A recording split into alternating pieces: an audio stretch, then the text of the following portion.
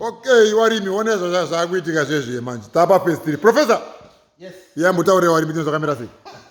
Taure warimi tinzo. Chira professor. Yes. Eh. We are back now. Yeah. This is phase 3. Phase 3, we are rebuilding the tractor now. Yeah.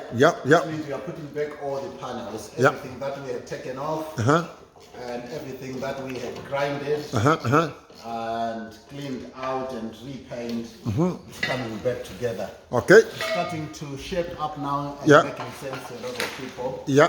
So you need to watch this space and see how it all unfolds and come all together. I am actually excited about this. Okay, Professor. Mwazo chiru Professor. What are excited? Mwazo chiru Professor. Okay, maona zakita matractor. So atukuzezo kutaura kuti hai watoda iso wona zvakazi zvaitika yatsoka pa original David Brown yemakaona tata kuita ma panels now takutopedza kuita muri kwamakana zvairi taisa zvaiitwa kuma zvenge zvaratswa naumwe warume isita zvata sei after story. Okay. Aiwa zvaratswa naumwe warume saka Professor Irbo saka one kana mabhosi atuke warakidze Professor Birawe we're putting new fixings because you know these things they rust and they make it not look good. Yes. You know, so it reinforces it. Yes. And put it back together. Well done, Professor. Okay, I am a professor. I am a professor. But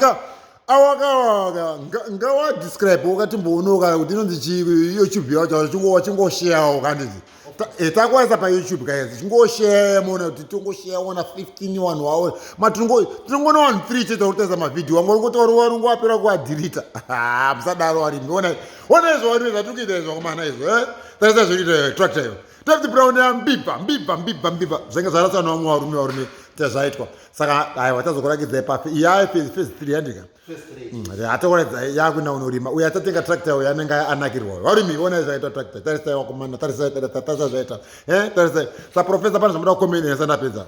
Yeah, the thing is like you already said, people need to share, people need to get hold of us, and if you have any things that you want to ask and discuss, we are more than happy. Not only that we are doing this, we have other tractors that we are going to be doing. So shortly we'll be showing you a different project.